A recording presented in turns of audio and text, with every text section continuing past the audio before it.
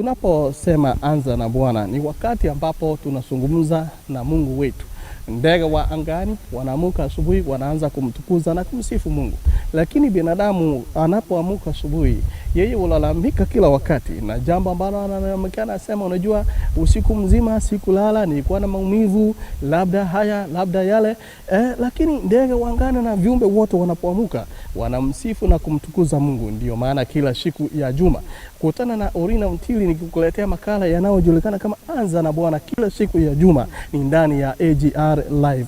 Kumbuka, kila siku kuanzia saa 4 ya usiku Marekani ya Kati hadi hapo saa 7:30 usiku Marekani ya Kati, ninakuletea mpangilio unaojulikana Anza na Bwana. Sijui unapoamka unaanza na Bwana ama unaanza na malalamishi. Hebu changamoto kwako.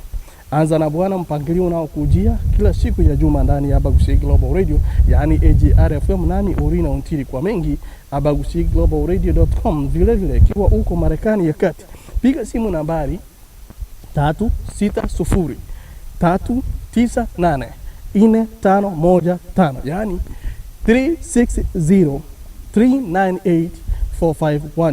That is a very special feature.